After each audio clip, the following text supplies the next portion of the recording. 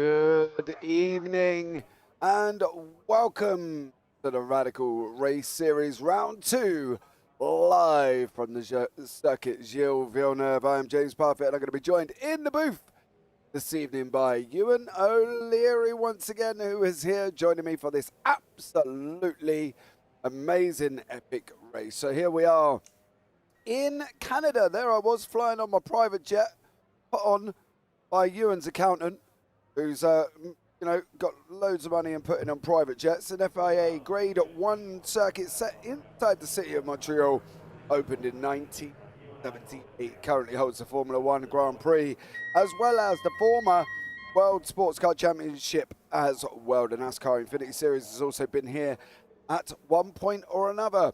5 configurations had in its unison, and now we've got the Grand Prix circuit from 2002 to present at 4.361 kilometres or 2.710 miles. Turns 14, lap record 1:13.078 set by Valtteri Bottas, ladies W10 2009. So stay tuned, guys, because it is a 26 lap endurance race. Tell us more about it is the one and only Ewan O'Leary. Ewan, welcome into the box. Thanks very much. Good evening, as always, and good evening to everyone at home as well. Very much looking forward to the first endurance round of this season. It's going to be very, very different to what we saw from the sprint format that we had last week, and it doesn't really allow these drivers, at least for the first half of the season, to get into any kind of rhythm with that new format of the sprint and feature races, because we're sprinkling in 2 endurance races in the first 5 rounds. So the rhythm is certainly going to be broken up, and it is going to be a different challenge to what we saw last week. Mandatory pit stop, of course, and they'll need a pit stop as well. We're expecting those pit stops to happen anywhere between lap 9 lap 17. I would expect those leaders particularly to be coming in closer towards 17 than 9, but we'll wait and see on that front. Should be a very interesting race, so 29 laps around here. It's going to take a little while. I think it's going to be around 40 minutes, maybe a little bit more in terms of the race here today. So a slightly longer affair for this occasion, but should be a good race nevertheless. Yeah, it should be. I think there's going to be an interesting thing tonight as well. You know, they've got the mandatory pit stops. Questionable whether or not people are going to take tyres, whether or not they're going to go. Can the tyres hold up for this period of time? I think that's going to be all playing into effect. But after last week's round 1, this is the current point standing. And now, as you can see, Simon Edwards is topping the table on 60 points. John McCutcheon in second on 52.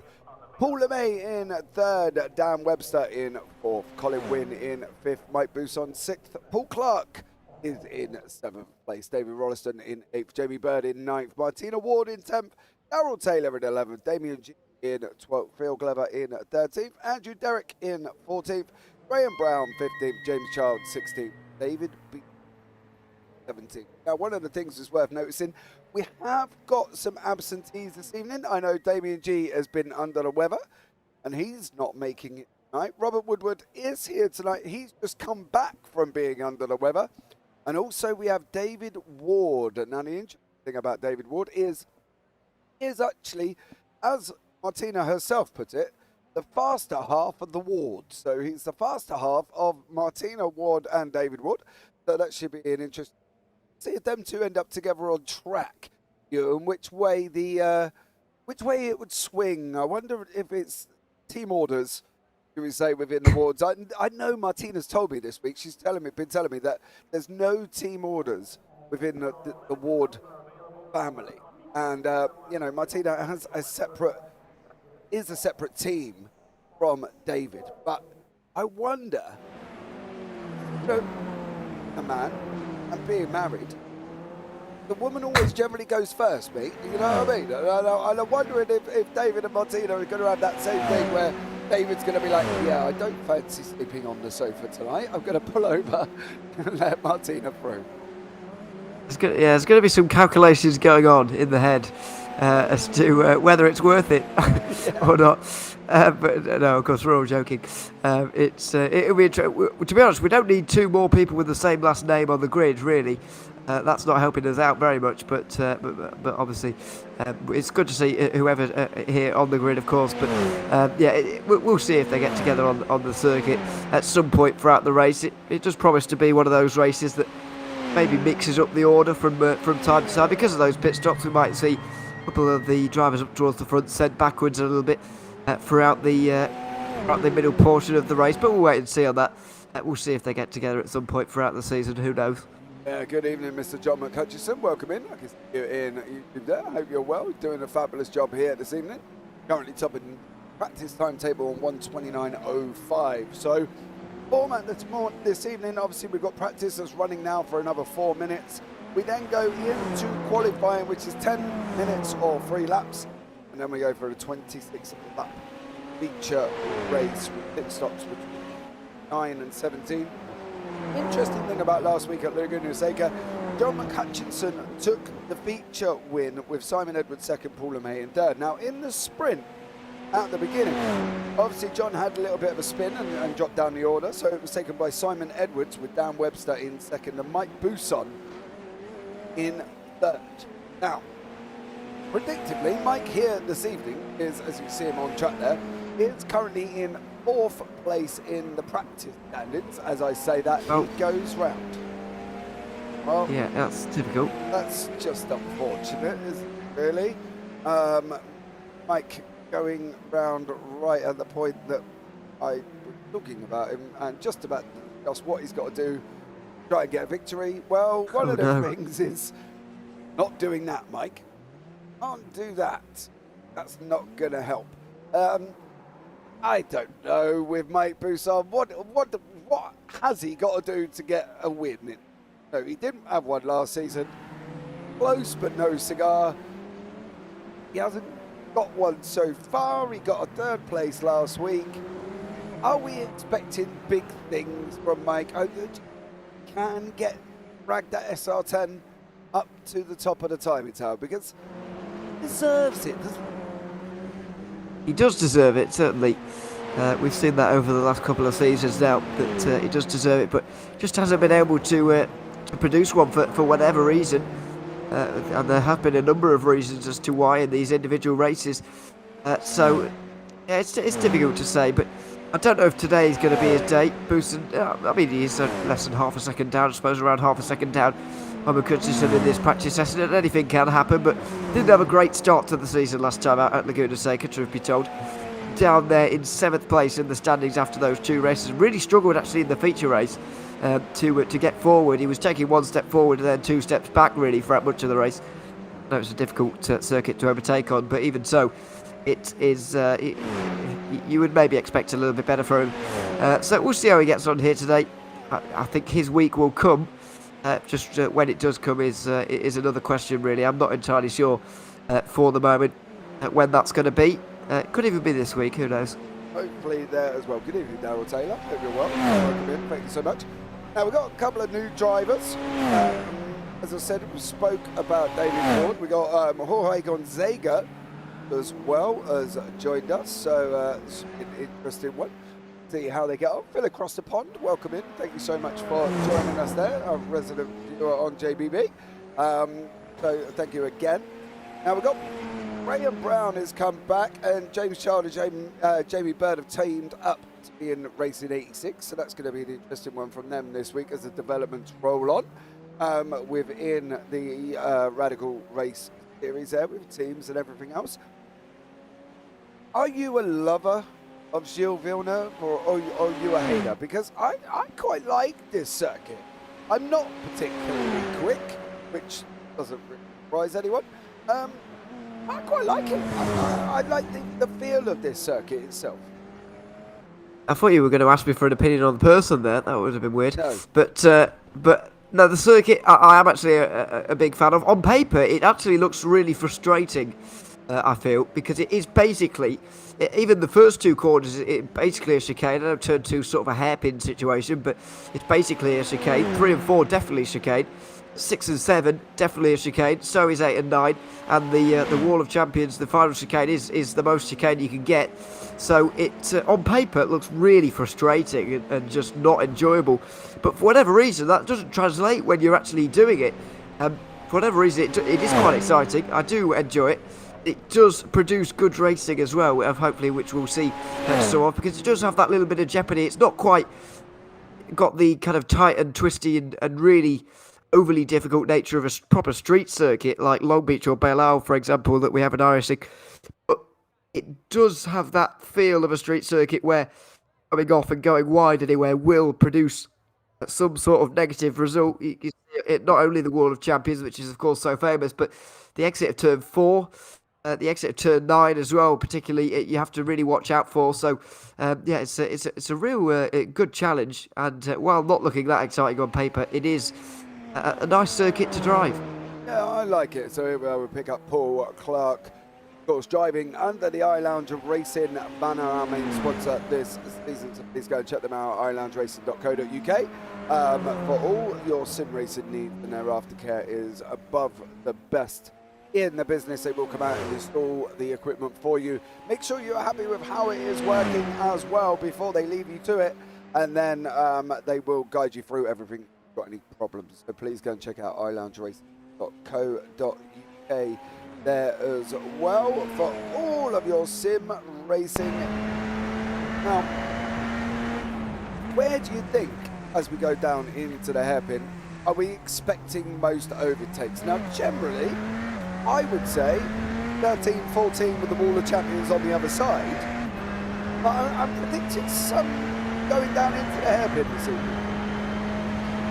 Yeah, there certainly is going to be some moves down there. I actually think that's one of the better places to make a move, really, rather than in the final chicane. You do have to be a long way alongside and really outbrake your opponent when you're on the way in here. The hairpin, it's a little bit more simple, so I feel like we might even see more overtakes into there. But it's not an easy circuit to overtake on. There's no doubt about that. We see that time and time again. This circuit, it is just pretty difficult to make any moves, really. So we could see a little bit of follow the leader, but that's where the pit stop comes in. We'll be able to see the race change a little bit when that race pit stop comes into effect. So that will hopefully keep things interesting. But yeah, well, it is going to be difficult to overtake. I'm not expecting there to be absolutely no overtaking throughout this race. There will be some, but it will just be a little bit difficult. Yeah, I'm expecting most of the run up using the back straight draft, to be fair. As well. It's quite nice coming back to this circuit as a broadcaster and as a commentator, Jerry, because this was my second ever racetrack that I did commentary at. Now, it was voiceover commentary for a league that I was in, and as I was per Silverstone, which I did my first one, I did have to commentate on my own accident, which involved me and one of the race admins, actually, the league owner at the time, going into turn 6. I inadvertently went a little bit quicker than he did and decided that it would be a good idea to try and lift his back wheels off the floor in the SR8, which resulted in both of us spinning. So, you know, hey-ho, it is what it is. As you see, Paul Clark running around this wonderful circuit, goes across the start-finishing line. Now, first one on the time tower, 1:30.72. Expecting that somewhat to come down, I would have thought, as Andrew Derrick goes on a 1:30.57. Simon Edwards just gone across the line on a 1:32.56, and here with John McHutchinson. What are you predicting with lap times? Are we looking late 1:29? Maybe get there. Well, I think in practice, John McHutchinson did a 29.0 to go to the top. But whatever times we're at now, it is going to come down a lot from that. We know the 3-lap qualifying format, and we say it pretty much every week, that you do get faster as you go along in this car. It just gets better and you get quicker. So, yeah, I wouldn't pay too much attention to the current times, especially not the actual lap time, and maybe not the positions as well. Too closely, because it's all about those second and particularly the third and final lap where things can get really close, and you can obviously go a lot quicker at that point. So we'll see how it pans out. But yeah, it seems to be that low 29s was the limit in practice anyway. The interesting thing is McCutcheon's time of 1:33.409. Now it is its first lap, so hopefully this one will count and he will wrap it up and get a decent time on the board. Good evening, Don Webb. Welcome in. Thank you. Bill, this circuit looks like a little like the old Birmingham GP. Now that's what I think. That's before my time. Not too sure, Ewan, if you know that circuit at all. I don't, but No. I didn't think it was that long ago. That maybe it was still. We'll have to be educated here. Yeah, they're educated by the word of Google, I think. Oh, all that, yeah. It's yeah, not a Formula One race. You understand at home, by the way, but it's called the Birmingham Grand Prix. But I don't know the circuit. No. It's the Birmingham. I presume it's the Birmingham Super Prix circuit up in Birmingham, obviously in the UK. International Formula 3000, the British Touring Car Championship from 1990. Thundersports, apparently, if that is the same track that I'm talking about. So we see McCutcheon does make his lap count on a 1:29.5, so he's already into the 29s. Top of the time in tower currently at the moment. He was looking fast in practice, to be fair, so it's really no surprise that he's gone and popped it on pole position. David Ward here is just coming into turn 13 and 14. Let's see what he can do and see where he goes on the time of towers. He's just about to come across the line with 3:40 left on the clock remaining. It goes into third place on a 1:29.7. Surprising, really, considering it's his first race here. Hasn't had the car long.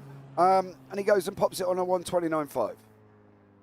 Yeah, it's an impressive drive to get up there into fourth for now, but lots of positions changing around him as Luke Maxwell goes to the top of the standings now, just ahead of, it was McCutcheon previously, now Dan Webster, who slots himself into second. We got some real fast drivers up towards the top who are very, very well matched in this car and on this circuit as well. Yeah, we're going to follow Colin Wynn across the line. He's got his two personal bests in sectors 1 and 2. What can he do in threes? He's coming around now. The right hander on 13, then the left of 14 in that moving Mast machine tags the wall, which is what we're expecting to happen. What can he do though? Can he get a run down? Can he improve on his 13th place there overall? He's not going to do it because of that wall tap. That's the thing they've got to be careful of this evening. It's something that can happen, will happen, and is likely to happen.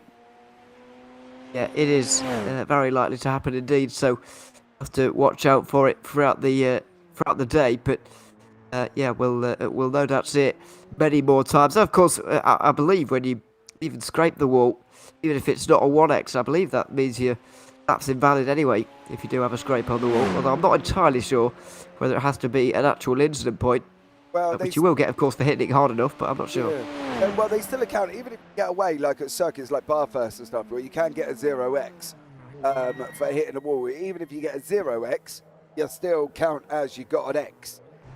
That's, if that makes any sense. Basically, you still count, even if you get a 0x, it still counts as you got an incident because it's flashed up saying you got a 0x. So therefore, it invalidates your lap time. I think that's what I was trying to say in the first place. Yeah.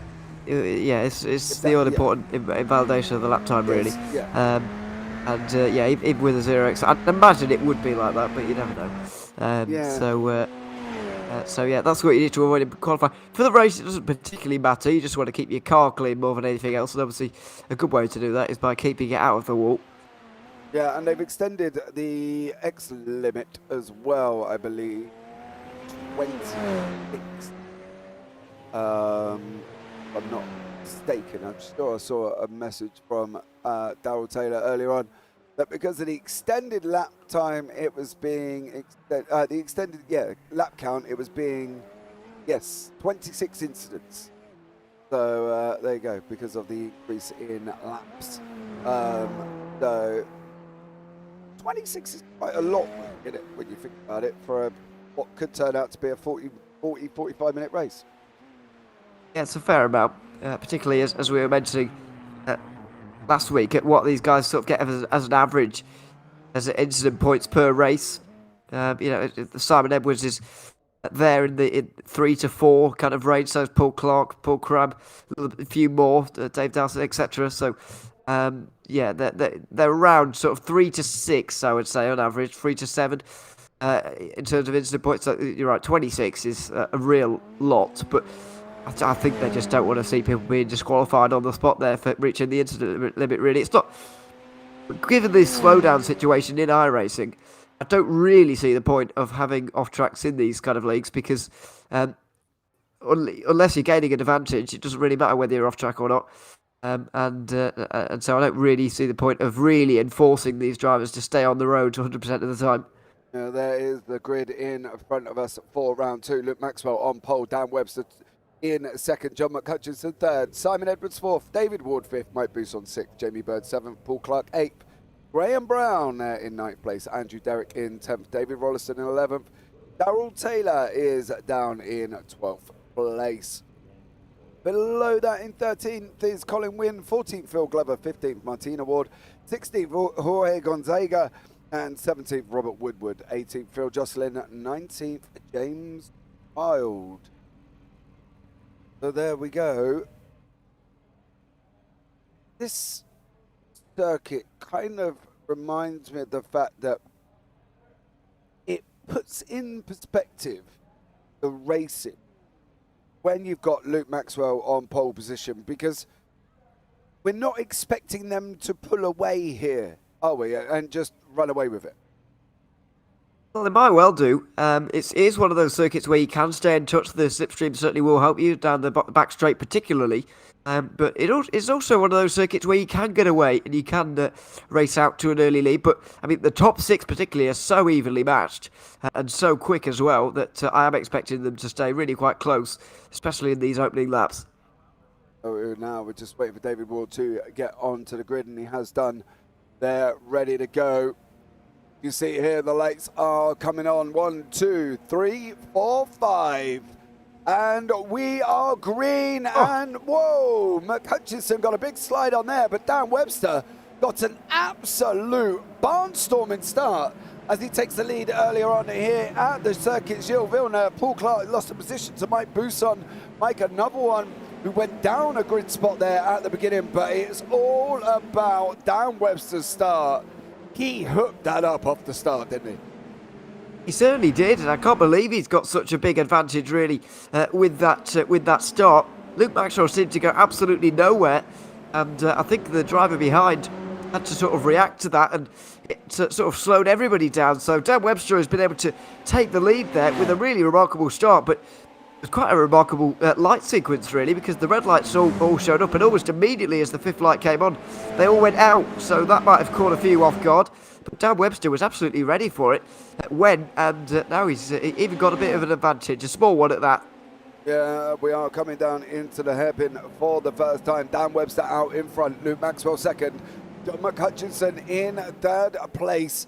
We're already trying to play catch up there. I think John was the one that got caught out by the fact that Luke did not go anywhere. John had to try and react and go to the right hand side of the circuit.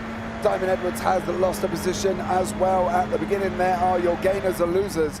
Up and down one on the screen currently at the moment as well. So Jocelyn, however, Phil Jocelyn made up 4 places. Colin Wynn 1, Glover 1. Gonzaga's just made up 1 as well. And I got a funny feeling that's a slowdown for Darrell Taylor at the last chicane.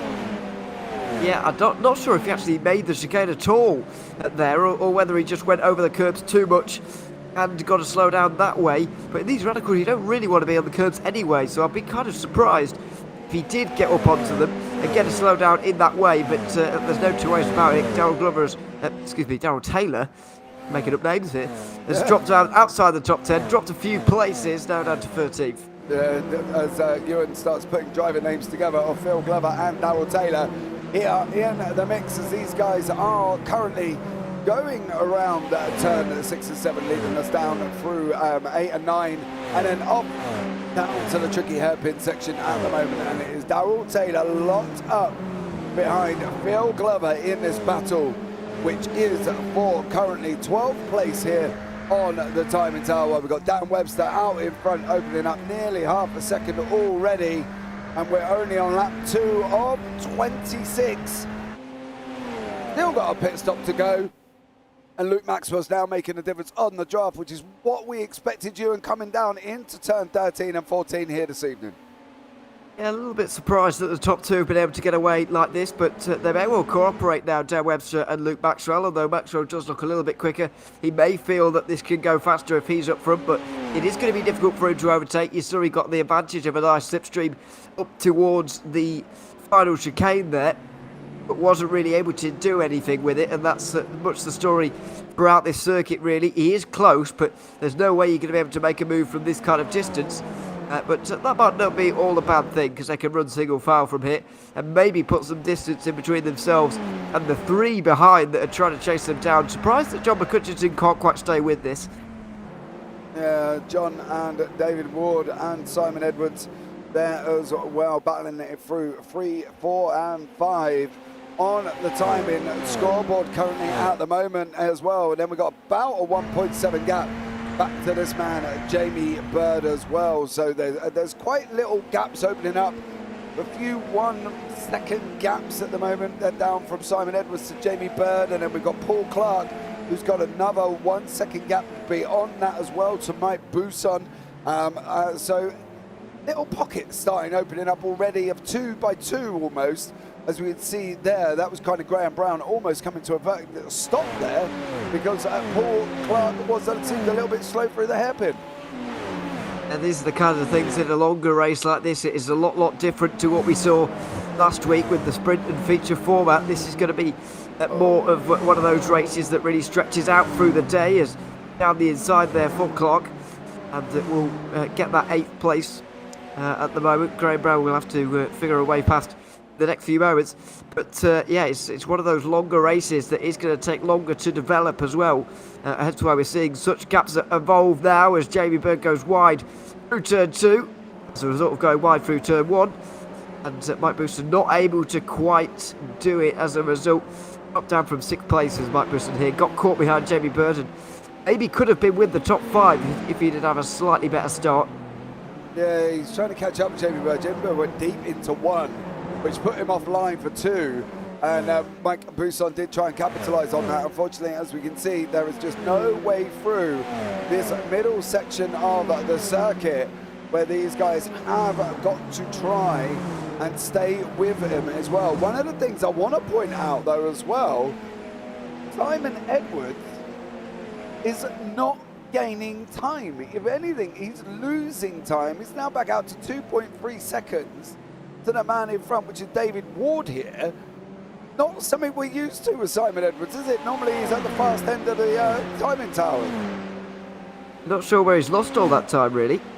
No idea, in fact, where he's lost all that time, because he was on the back of them not so long ago. Earlier on in this lap, I'm very sure that he was on the back of those drivers, and it was very much competing, but for whatever reason, absolutely not anymore.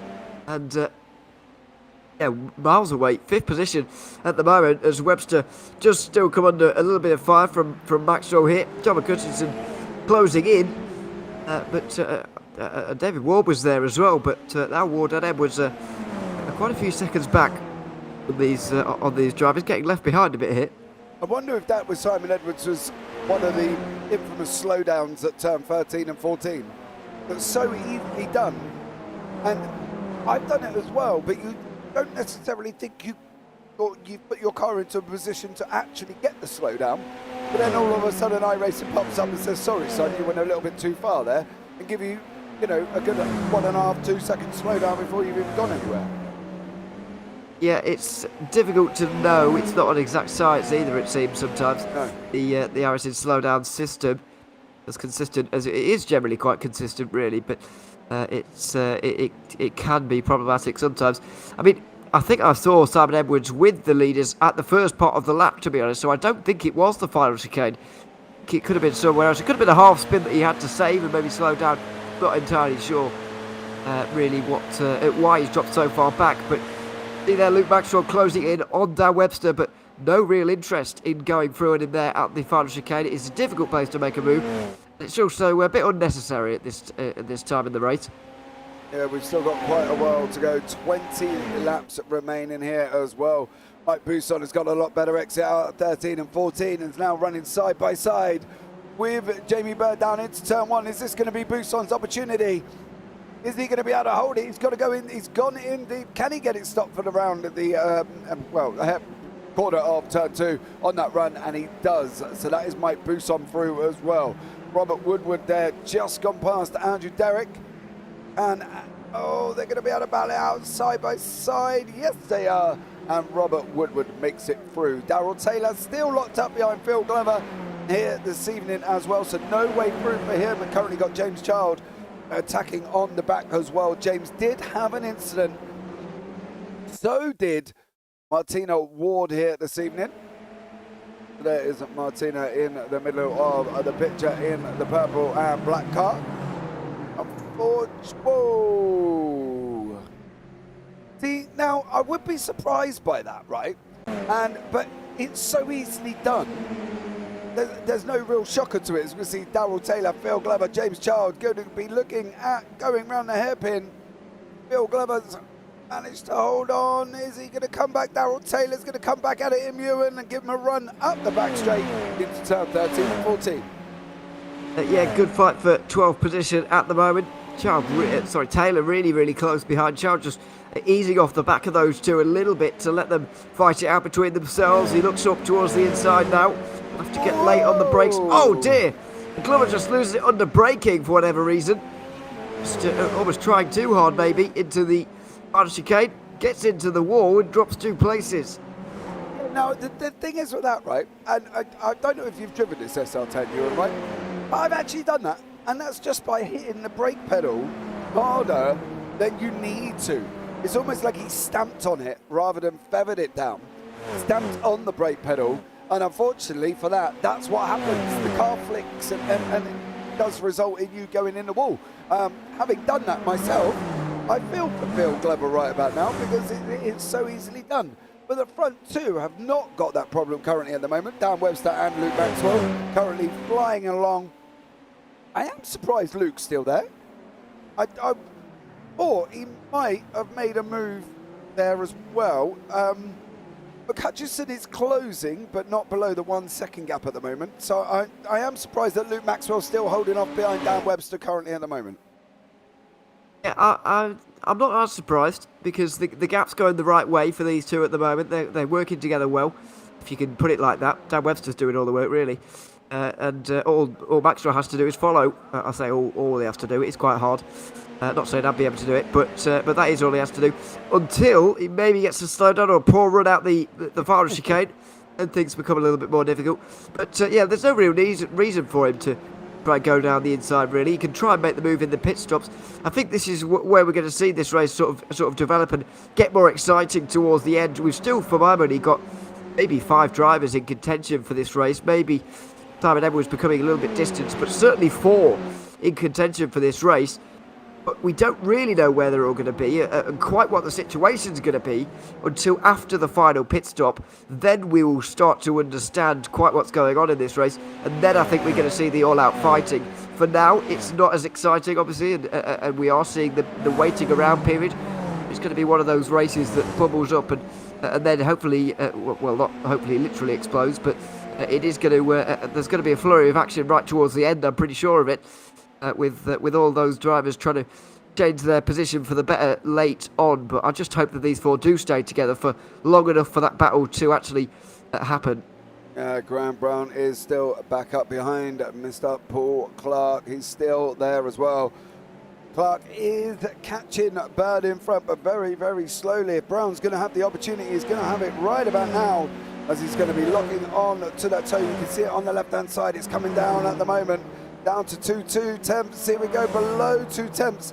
Is Brown going to be looking at making a move into 13? It's not going to happen this time around. Can he get through there fast enough to make it down into turn 1? Time will only tell. Not a surprise again. Too much jeopardy going into 13 and 14, I think, here as well.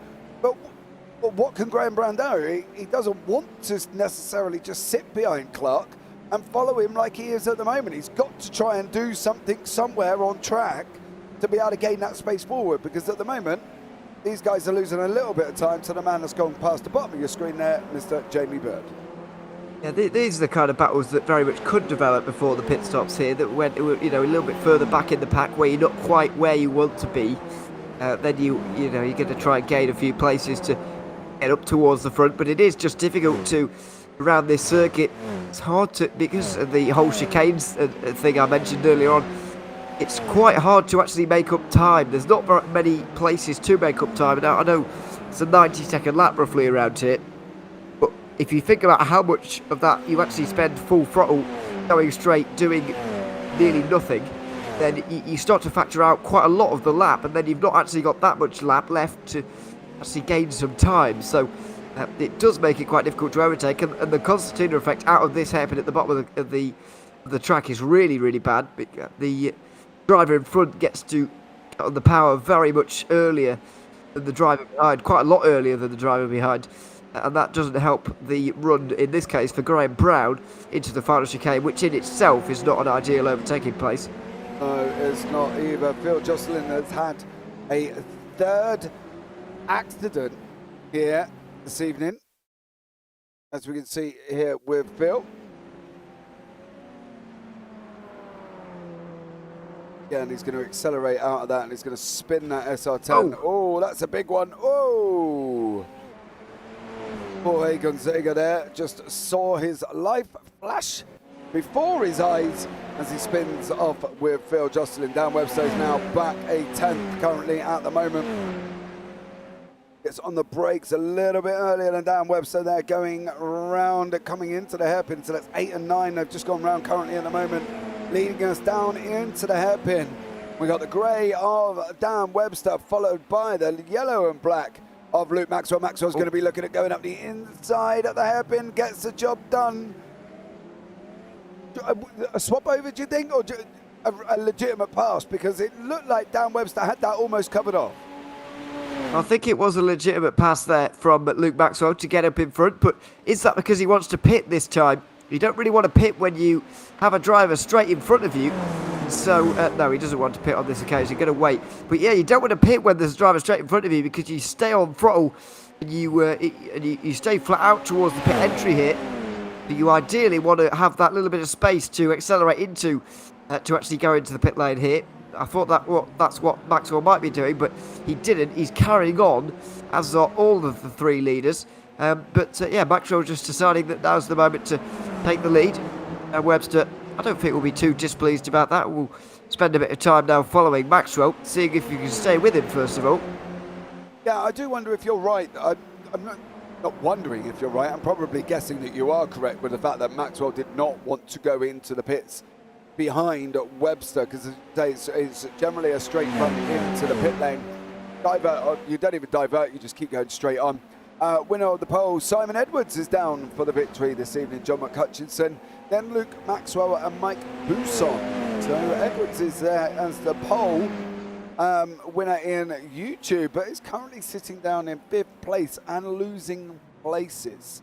So I think the fight's going to be between these guys. We have entered into the pit window between lap 9 and 17. I know me and Ewan were talking off broadcast, and it is a very kind of a long pit window. You can't really get much more accurate because you don't know what the situation is with the drivers, but they are still going round again here tonight as well. So I'd be wondering who the first one to blink, I think, will be kind of the one who's going to set the tone for the race, isn't it? The first one that goes in knows where he's at, and everybody else kind of at that point, I'm predicting, will probably just follow. I'm predicting David Ward will be the first one in, actually, out of the top 4. Because he's got that bit of space to go into. When you're leading like this for Maxwell, there's no real reason for him to come in any earlier than when his fuel's about to run out, really. So he wouldn't be coming in. And I would say that Webster and McHutchinson might not, because of the whole pit entry business. They don't want to pit with someone straight in front of them, so they might wait. So I think Ward could be the first. But then again, these drivers now are so far in front of some of the others that if Ward were to pit now, he'd probably come out in traffic. So needs some of those further down to actually come into the pit lane before he does that. Not sure if anybody actually has been in yet. I know Phil Jocelyn has been, but he's had issues and damage so far today. Not sure if anyone's actually made a scheduled pit stop just yet as Graham Brown goes around at turn 7. Yeah, and this is what happened to Graham Brown.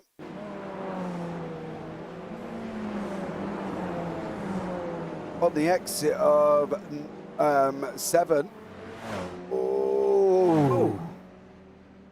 Colin Wynn kind of threads the eye through a needle there. Just manages to make it round there as the back end of Graham Brown, but he's gone down the order now. Maxwell is back up, attacking Webster again. If this is going to be Webster's lap, he wants to try and get in front as well, and is currently sitting behind him as well. Robert Woodward looks like he's having another interesting battle with Phil Glover. We have got Phil in the waiting room, of course, so we will try and pick a moment where we can have a chat with him. Maybe we'll see when he goes into the pits there, and we might be able to pick him up. But at the moment, Phil Glover being chased down by the pink of Robert Woodward from Racing Pointless. I do like that name. There this evening as well. But the front three still locked in here, Ewan, currently at the moment. Yeah, they are, and I'd expect that to remain the case for a little while just yet as well. It's going to be one of those races that develops, and it will have a fast and exciting finale, hopefully. But Maxwell is just starting to apply that pressure. Just beginning to press down a little bit here and start to put some car lengths into Dan Webster, who maybe is struggling to stay with him at this stage. Although, then again, Ward is catching all three of them, just a tenth here or there. Staying at that kind of distance, 2 seconds, so it's difficult to know quite where this race is at the minute, but we're about to hit the halfway mark. People will have a really good idea now as to just how much fuel they'll need for this race and how much fuel they need to put in for the... Oh my goodness! They'll need to put in for the stop. That's exactly the worry. Dan Webster tried to pit in. He gets into the back of Luke Maxwell, and in the end, he'll be out of the race with that. Yeah, don't think Maxwell's recovered. I think David Ward ended up getting into the pit lane first there, and we've got to have another look back at that. I think the chopper's going to be the best possible angle on that one, but that was Dan Webster and Luke Maxwell coming together. Maxwell here on the power. Oh! Did Maxwell miss? Well, why did Maxwell decide to reverse on the circuit there and go in? Why didn't he carry on? Is my question. Why didn't he just carry on? I know he got hit and he might have had damage, but why didn't he carry on? It can't have been that bad damage for just one lap, because he lost a lot more time there reversing back into the pit box again than he actually gained by coming in, I would say. Unless he is still in there now and the damage is really bad. But he's out again, isn't he? He's on the screen here, so I'm trying to find where Ward is as well. Not that far in front of him. So he's basically lost no time. Yeah, there he is. Not lost that much time at all. And Maxwell, I can't explain that really. I don't know why he didn't decide to just carry on there, Luke Maxwell. I guess the slowdown penalty, but even so, he would have lost less time serving that slowdown penalty than he did reversing to go in the pit lane. My goodness. I'm wondering, and I know I'm just predicting here, I'm wondering if he realised last minute that if he didn't go in, he wasn't going to make the lap. And therefore he chose to try and hit the brakes and make a decision that we're not entirely sure what it was. But David Ward here with David Rolliston side by side into 13 and 14. Ward is through there. That's kind of shaking everything up really, because there is no real way that now either of these I would have thought could take the victory, because can they take the victory? I'm not entirely sure there whether or not they're going to be able to. You know, this is on board, and this is so we slow this down right near the beginning. So there's the brakes. Okay, so that's the brake of Luke Maxwell. Still not entirely sure. Oh. What is he expecting to happen here, though, is my question. Where's Dan Webster expecting Luke Maxwell to go? I know Webster's going in the pit lane, but how didn't he foresee that situation occurring is the thing that's baffling me, really. But dear me, both his front wheels gone there. Yeah. He's back out there, by the way, in 18th position. But yeah, really baffling to me, that one. We've spoken a good few times, at least just between us. And I've not been driving this circuit in officials this week. I've just been, thinking about the circuit in Montreal and realising that this would be a problem. I'm not quite sure how one of the best drivers in this series hasn't foreseen this situation before it's actually, slapped him in the face quite literally there. Yeah, I'm really not entirely sure, as we see Jamie Bird in the pits there as well, what the thinking was. And maybe we'll try and have a chat with Maxwell there as well to see what the thinking was between that and him and Dan Webster. The brakes were on for a very long time.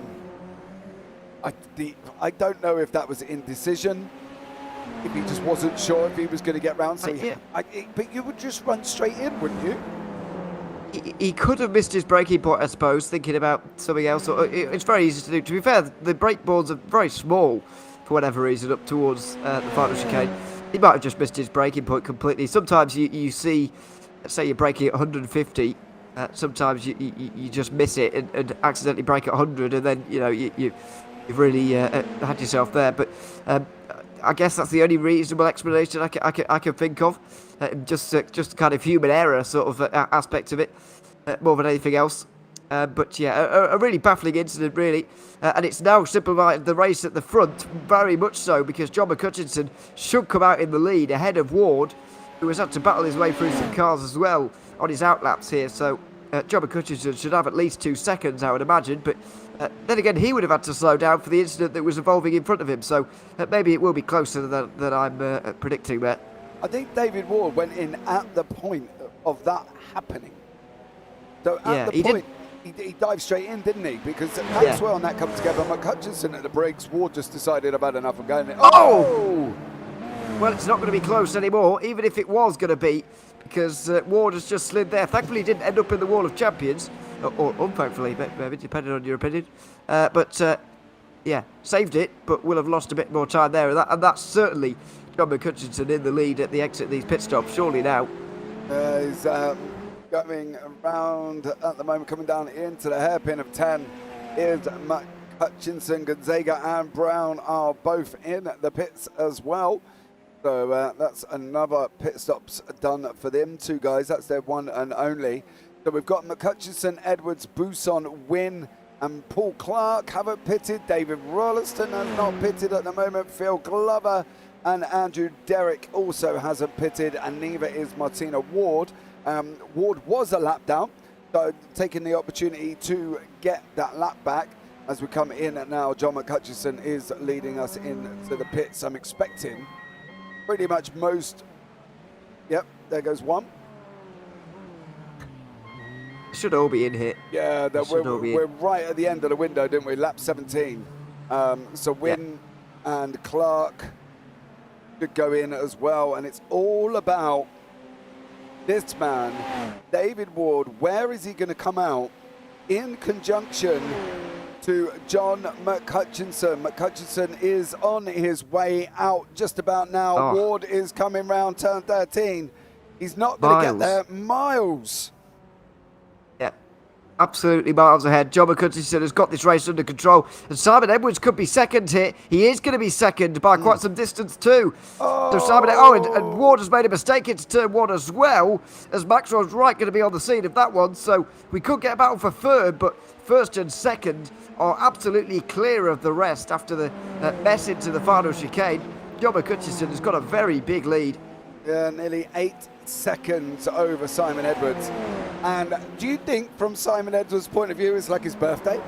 He wasn't expecting that going into these round of pit stops, because he was dropping quite far back.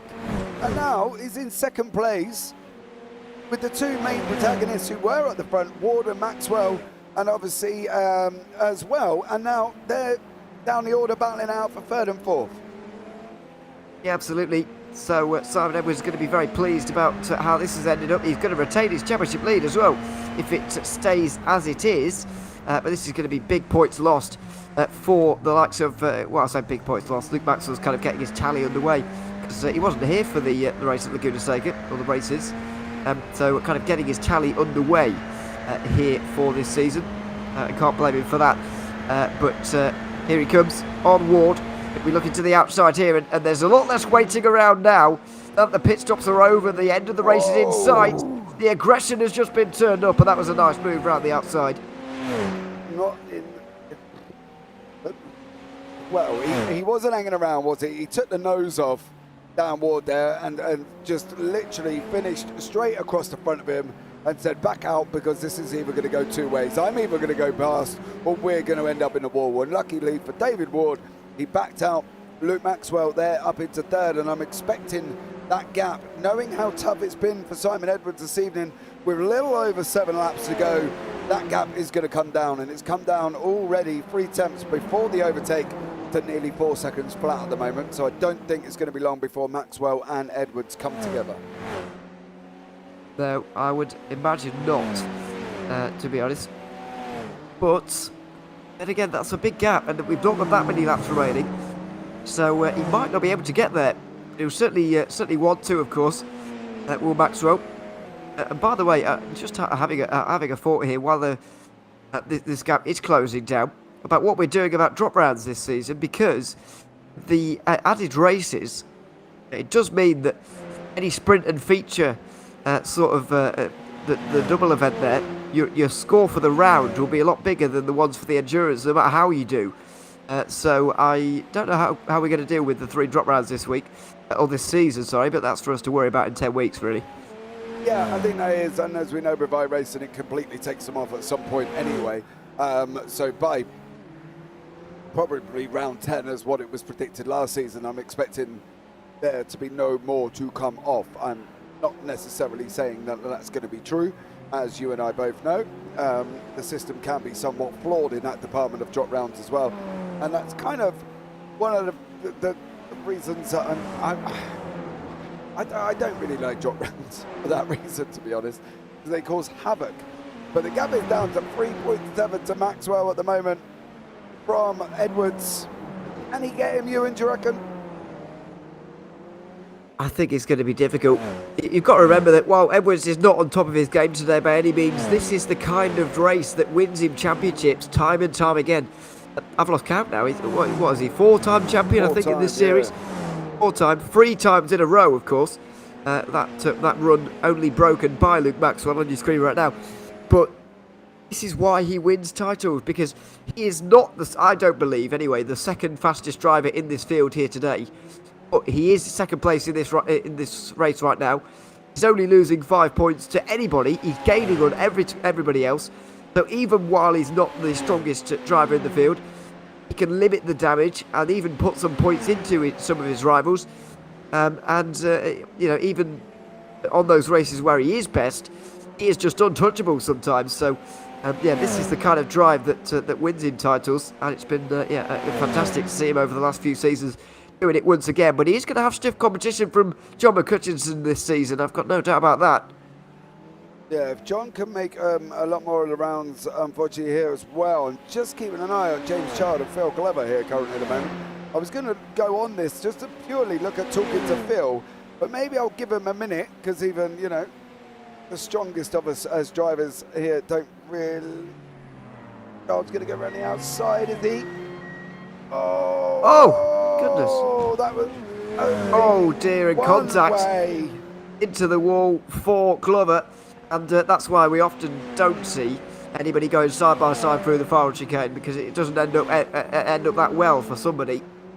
And maybe we'll try and catch Phil down the straight here and have a chat with him about that and see if we can get his bird's eye point of view about what happened here, as well as David Ward slowly getting Mike Bousson, David Rolliston's back in the pits as well. So see how that the gap between Maxwell and Edwards down to 3.1, 5 and a little bit laps remaining.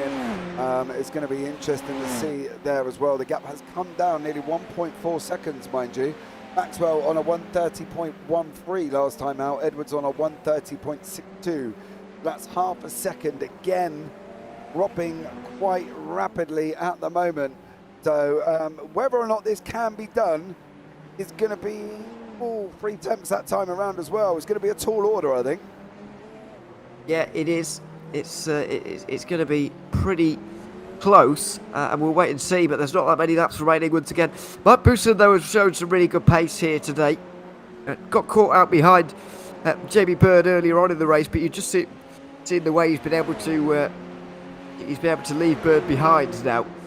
And you start to understand that Bousson was a lot quicker than Bird, just couldn't find his way through earlier, and maybe could have got on the podium as a result if he'd have had a slightly better start because of all the issues we saw obviously earlier on for those drivers at the final chicane. But Bousson now is just going to maximise what he can hit, and I believe that is going to be a 4th place if indeed he can work his way through Ward, which is not going to be easy. The only thing with Bousson is as well is when we race, we get this message from our wonderful crew chief that says, stay close, he's going to make a mistake. And somehow I'm sure he predicts the future with his crystal ball, because all of a sudden the person in front makes a mistake. David Ward's made a couple of mistakes this evening. One, he hit the wall of champions. One, he went off in turn 1. So predictively, could Bousson get that mistake past that he would rather prefer than, I think, trying to battle David Ward here at a track that's not so easy to overtake on? I would prefer personally to use the things I can control to try and get through, really, rather than just hoping for a mistake. Obviously, when there is nothing you can do, like Bousson in this situation, then hoping for a mistake is your last resort. But he's got to be a little bit more proactive than that, than just hoping for the driver in front to make a mistake. He has got to try and work on that himself. He has been getting close enough to get through, but just not quite having the run in the right areas, and the final chicane obviously is not an ideal place to make a move, so it's proving pretty tricky right now as Phil Glover once again goes defensive into the final chicane, and didn't go side by side thankfully with someone else through that chicane, because we've seen in the past how it turns out. Yeah, Phil there trying to make his thing in front of Andrew Derrick currently as well. Derrick himself was involved in a few incidents in Laguna. Is touch wood at the moment, so far so good, but he is battling with Phil Glover here in the orange 07 car. See how this one pans out. I did want to try and have a catch of Phil, but I think, to be honest, he's been in the battle. Every time I've gone on to him to try and get him into the booth, he's been mixing it up, and I don't really want to pull him in while he's in a battle. That's not the most easiest thing to do here this evening, but Derrick is kind of closing all over him. Oh, that's not going to help. Slow down coming up for Phil Glover, and that is Andrew Derrick through. So maybe we'll have a quick chat with Phil just about now. Good evening, Phil. How are you? Hey, how are you guys? I'm all right, mate. Not too bad. Incident with James Child. What's your point of view? I suppose ultimately I was in front, so I played it with blocking tactics really, but you'll not appreciate it. Not appreciate. Just lost a position to Andrew Derrick. You've got the in closing down Webster behind you. What's going to be the Phil Glover tactic going into the last couple of laps? Just avoid the walls. See if I can hang on to Andrew now, just to stop Dan passing me. Okay, mate. Well, we'll let you go. We'll catch up at the end of the show. Enjoy the last couple of laps, Phil, and we'll talk soon. Yeah, take care, guys. Well, he sounds in good spirits, to be fair. Probably gave himself a tall order there, trying to keep down Webster. As we can see, David Ward, Mike Bousson side by side going into the hairpin here. And is this going to be Mike through? It looks like it is. Currently at the moment, they're running side by side up this long back straight coming into Daytona 14. Oh. Surely not, Ewan. Surely not. Oh. Bousson trying to crowd him out almost there, and is forced to the outside line. Won't be able to do it. He's going to go for the undercut. Well, the mistake from Ward. That is going to be the position for Bousson. He might have got it anyway, really, without the mistake, but the mistake sealed it, and so he is through now and shouldn't look back now from 4th place. Yeah, there as well. The interesting thing, as well as we discussed earlier on, David Ward in 5th.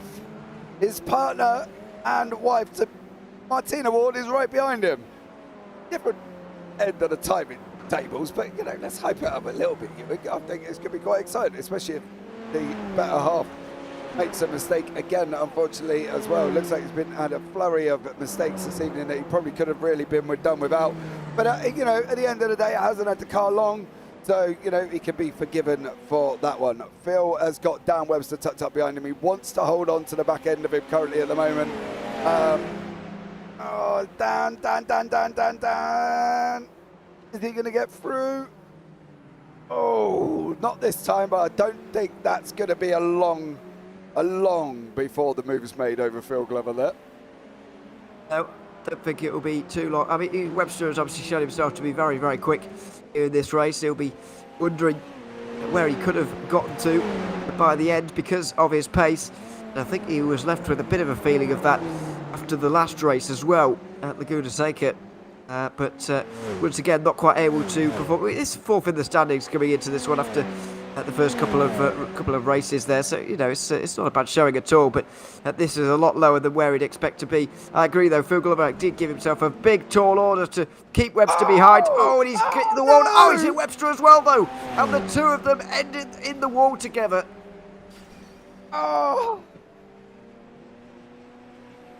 Dan Webster must be sat in that car wondering what he has to do.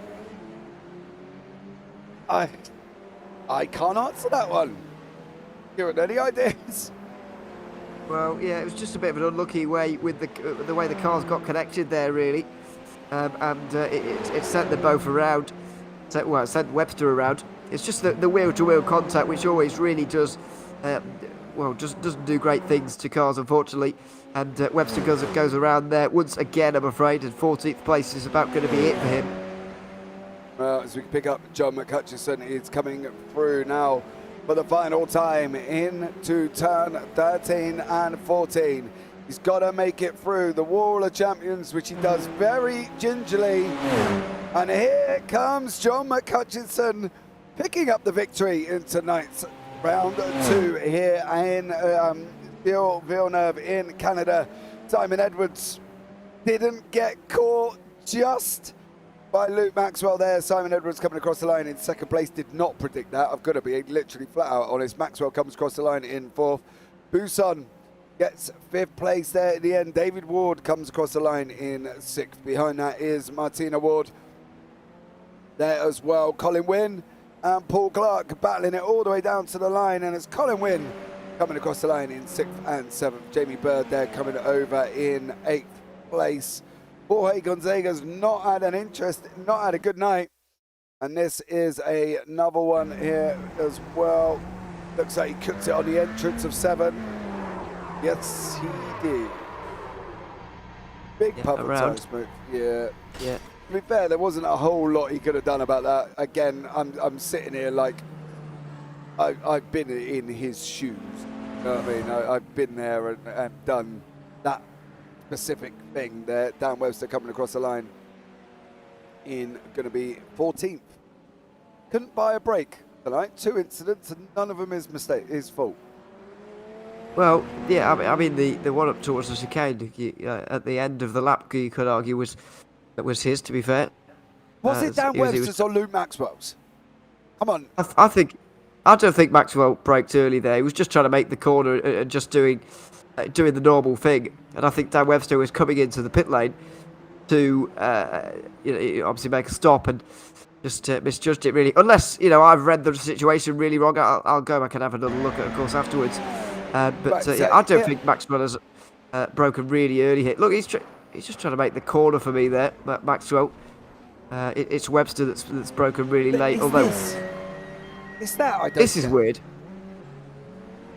This is strange from Maxwell, but that's kind of isolated. That's just him and himself, really. He's not involved with anyone else there, even though it is weird. It is weird. Very definitely weird there as well. So as we go now, here are the final results. Svenja Matheson, welcome in there as well. One of the best combos so far with the SR10 and this awesome track. It is, and this produced some great racing this evening with John McHutchison taking the victory. Simon Edwards in second, Luke Maxwell in third, Mike Buson fourth, David Ward fifth, Colin Wynn in sixth, Paul Clark there in seventh. Jamie Bird in 8th for Racing 86 with Graham Brown in 9th behind him for Team GB. Robert Woodward in 11th. Darryl Taylor in 12th. Darryl Taylor in 11th. James Child in 12th. Andrew Derrick 14th. Dan Webster in... get my teeth working.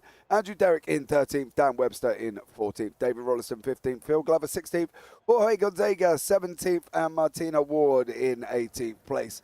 Behind that, Phil Jocelyn down in 19th. Now we do have, well, we're going to find out, Ewan, as we got Dan Webster in the waiting room here.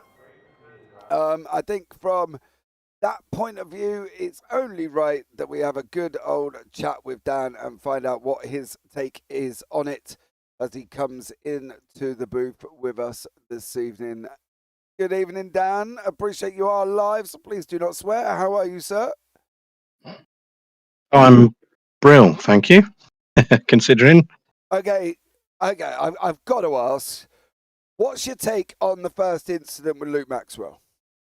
Oh, it was 100% my fault. I was coming in the pits and I just completely misjudged it.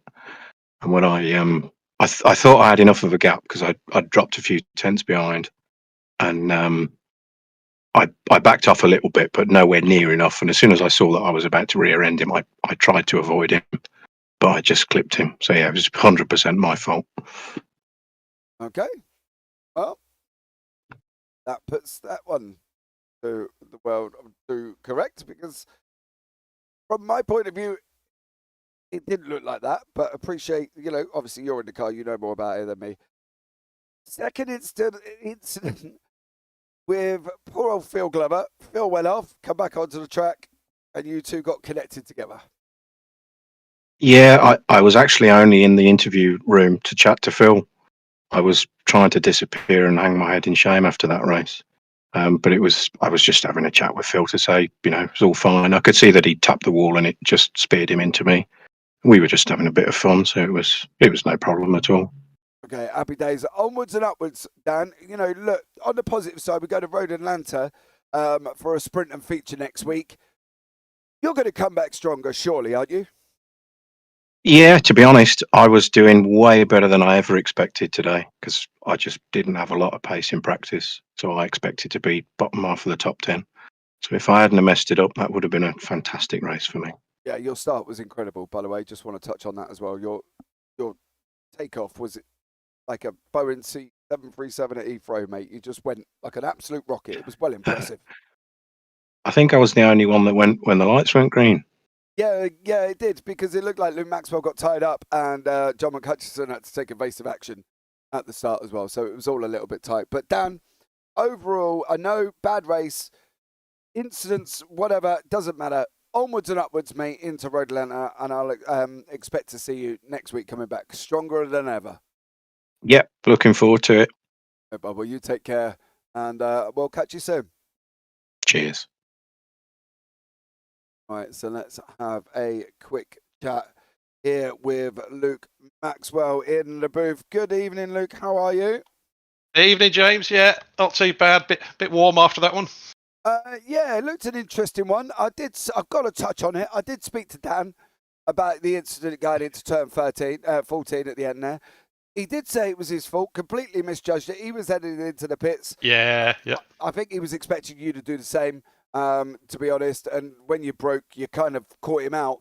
What I want to touch on, now, me and you were having a discussion in the booth, as we do, because obviously that's what we're here to do. What was all the reversing about going down the pit lane? Did you not have the fuel or something for another lap? No, I had damage. I had damage. Yeah, my wheel was off. I know it was only a glancing blow, but yeah, the steering wheel was off, and it was damaged there. So I thought, well, I've got to go in the pits because I had the fuel. I had loads of fuel in there. I could have carried on for a fair few more laps, I think. But it was damaged. The wheel was skewed. And I thought, well, I'm near the pits. Let's see if I can get in. I don't know if that'll be allowed or not, but only option I saw at the time, so took it. Well, fair day. It did look good, mate. I got to be honest. I don't think I've ever seen that before. Somebody reversing to get into the pits, but you've done a stellar job there, mate. Almost caught Simon Edwards at the end. Yes, yeah. I was. Do you know what? I was catching him, and then crew chief said, "Oh, you've got 1 lap of fuel left with 2 to go," and I thought, "Oh no." So I was easing off, thinking I can't, I'll ease off, and then I thought, hold on a minute, I have got enough fuel. But as it happened, I did run out just before the line anyway. So there wasn't enough fuel to push hard enough to get there, unfortunately. Well, you were so close there as well. I definitely did think you were going to get it. But look, overall, considering everything, 3rd place, got to be happy with that, walking away with that, haven't you? Oh god, yeah, having a ding and coming in a podium's fine, isn't it? You can't complain about that. So I think I had fairly good pace today. So it's it's been a challenging week, but I felt I had fairly good pace. But obviously you got some good strength up there today. We got Dan Webster's in, obviously McCutcheon's there, Simon's there, so it's definitely competitive. So that was good. Yeah, and you got the newcomer in David Ward had a good pace this evening. Little, I don't know if it was a little bit of anxiousness being his first race, couple of mistakes, but overall, he's another one that could be there or thereabouts as well coming towards the season. Yeah, absolutely. Bring it on. Where's next week?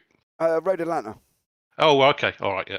I love that track. Practicing. But going forward, bud, well done. Congratulations on your 3rd place. Is there anyone you want to give a shout out to this evening?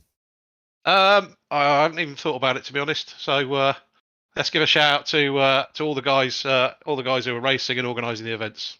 Happy days, mate, and I'll look forward to seeing you next week. Cheers. Right, so John McCutcheon has been waiting patiently, so we are going to have a chat with John here this evening. Good evening, John. How are you? Hi, James. I'm good, mate. Yeah, that was nice, wasn't it? Unexpected? I got a early Christmas present there, I think, so I'll take that. Yeah, definitely. I would take it as well, to be fair, because, if them two hadn't had it coming together, that was definitely going to be an interesting race after the pit stops, mate. What was your view on the coming together? Because it was quite close in front of you. Just looked like I think Dan was going into the pits and just misjudged the gap between both, and then tried to miss him and hit him. So it was just unfortunate, but fortunate for me. Yeah, well, fortunate for you, mate. You went on and won by 10.84 seconds. So, it was fortunate enough, but you did an absolute stellar job there, bud. To bar the mistakes from other people and that as well. At the end of the day, you still had to keep it on track, which you did do. Impressive in its own right. Onwards and upwards to Road Atlanta. I love that circuit.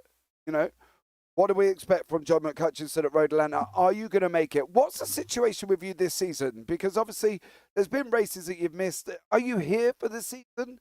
And I don't mean that in a derogatory way, but are you going to make the races, John? Well, definitely the first 4. After that, hopefully, if the extra 20 minutes they've added on should help me. I might not make all the qualifyings, but I should be home in time for the races. So that's going to help. So. Well, there you go, John. To be honest, mate, what do you need qualifying? You can go from last to first, can't you? Not in this car, no. Well, John, absolutely. That SR8 maybe, not this one. Mate, this one's a little bit more temperamental, but an absolutely stellar job from you this evening, mate. Congratulations on your victory. Anyone you want to give a shout out to before you leave the booth tonight? Oh, it's got to be Dan, hasn't it? So shout out to Dan. Big shout out to Dan Webster there as well. Well, John, look forward to seeing you next week, buddy. Okay, thanks, guys. Right. Last but not least, we'll have a chat with Mr. Simon Edwards, 2nd place man on the grid. Does he consider himself lucky to have that 2nd place? Mr. Edwards, good evening. How are you? Good, good. I think somebody's found a 4-leaf clover somewhere and hidden it on my body somewhere. How did I look into that? I thought even David was going to get ahead of me, and David was out behind me when I came out of the pits. So I just looked into that. That was just pure luck. I just lost all my pace. Yeah, just my brain just went, and I just lost all my pace. Yeah, mate. What was it? What went on? Because me and Ewan touched on it. You did go back a lot there as well at the start. You went into second. Now, the issue with David Ward was he made a couple of mistakes. He hit the wall of champions, which didn't help. And as you were coming out of the pits, he went in deep into turn 1 and struggled to try and stop the car. So that's where that come from. for you coming out into second. Obviously, we had the Dan Webster incident with Luke Maxwell, which again assisted you. So really, Simon, you've proven that you don't have to be speedy fast to get onto the podium. No, I was the tortoise today. Just consistent. I stayed on the track. I didn't hit anything, and I just got the best result I could for where I was going. Yeah, I nearly lost it twice. That's why I lost so much time. I lost the rear really badly a couple of times, but it was just my incompetence. I was having a minor VR issue where I kept drifting up, so I kept resetting it down the straight. But it shouldn't have been a distraction for me because it's a nice long straight to do that. But I just couldn't. I was just useless today. But look at that, and I've looked in just by not letting it get to me too much and just not hit anything. So There you pity go. for Luke though. I mean, Luke probably had that win easy, didn't he? Well, I don't know if he had it easy because Dan was close. Dan was going into the pits, misjudged the gap between him and Luke. Luke hit the brakes. We are just watching actually right at the moment where you lost a little bit of time there. Yeah, so Luke, Dan was going in. Dan misjudged the gap. Luke hit the brakes for the chicane as if he was going to go round. Dan went off to the right. On my screen, it looked like they missed, but they looked like they did have a little bit of contact apparently as well. So look, overall, right, let's not go into. Let's just a fabulous drive here tonight at Gilles Villeneuve. Congratulations on your second. Oh, thank you. I did. I was excellent, wasn't I? All were the way through. Outstanding. You stayed on track. So look, onwards and upwards to Road Atlanta. Anyone you want to give a shout out to before you leave the booth this evening? I think it's got to be Dan, hasn't it? Oh, John did exactly the same thing, shouting out to Dan as well. No, I'm not going to say that. I mean, I've done it myself. I did it in a Skip Barber big league race. I didn't just take one out. I took two out. So I know what it's like. But yeah, I'll give a shout out to Dan to try and make him feel better rather than to make him feel worse. Other people have done it. Onwards and upwards into Road Atlanta we go. Simon and I look forward to talking. Yeah, see you then. Right, let's have a chat with Phil Glover ever so quickly. Good evening, Phil. Really quickly. Oh, bit of a shame there at the end. Yeah, a race of mixed fortune, wasn't it? Yeah, it was. But, onwards and upwards, Phil. That's what I say. Yeah, and it was a shame that I clipped the wall and then just caught Dan. So clearly that I didn't do that on purpose. But yeah, so it's never great when you're involved with somebody else. And I don't know. I'll have to look back through. Was it Jamie or James? James Child. James Child. Okay. Yeah. So I'm in VR, so I don't know what it looked like, but did it look like I just came across over him? Well, you were side by side. I think me and Ewan both agreed that side by side into 13 and 14 wasn't going to work in general because there's not a lot of room to go round there as well. The person on the inside for the exit has got to be really tight. So it's 6 of one, half a dozen of the other there, mate. But overall, look, not a bad evening. Finished 16th. Something to take out of it. Onwards and upwards for next week. Yeah, definitely. Yeah, where are we next week? Road Atlanta. You remember? Oh, okay. Yeah, that's not a bad track. So yeah, look forward to that. Sprinter feature. Yeah. All so right. have a great Christmas, guys, and we'll look forward to seeing you on the track next week. Okay, mate. You take care, and have a great one, and we'll speak to you next time. Yeah. Cheers, then. Take Bye. care. Well, they all seemed quite positive. Ewan, Dan held his hands up, completely his fault, and had a chat with Phil, and obviously, no bad blood between them. Good evening, Potato. You have come in right at the end, mind you. And Simon somewhat agreed that he was slow, but by keeping it on track, he managed to grab a second place. Yeah, I'm glad that some of their comments there backed up what I was actually saying, because it's always the worst feeling, isn't it, as a commentator, when a driver says completely the opposite is happening to what you were saying at the time of the race. So I'm glad that didn't happen. But yeah, I mean, it was an unfortunate incident down at the final chicane. We were robbed a little bit of a really nice race to the end there. It would have been absolutely fascinating to see who would have come out on top as a result of that. We had definite three contenders. maybe more in that one that we were slightly robbed of in the end. So that's a slight shame, but it happens from time to time, and they'll now hopefully enjoy Christmas. But we haven't got too long after it before we're back racing again. 29th of December, back again for that Road Atlanta race. You mentioned sprint and feature format back again. And yeah, it's going to be very exciting indeed. So very much looking forward to seeing how it pans out in a week's time. Absolutely. Potato, was it a good race? Well, as Ewan just touched on, we were a little bit robbed by an incident right at the pit lane entry. However, we did see a good reverse from Luke Maxwell down into the pit lane. So that's a highlight. But yes, overall, it was a good race, mate. You have to go back and watch it again. See, I should have notifications on, Potato, because it tells you when we go live. And a lesson learned for anybody in chat that doesn't have notifications on, turn them on. Don't forget to subscribe and turn on the bells for notifications as well. Well, guys, that wraps up race 2 here for the Radical Race Series. Onwards and upwards to Road Atlanta we go. Any thoughts towards the end here, Ewan? What do we think? Road Atlanta, a different entity altogether. I'm expecting quite a good race there, to be fair. I'm expecting a good race there as well. It's quite similar in some ways to this circuit in terms of the fact it's got one long, big straight towards an overtaking opportunity.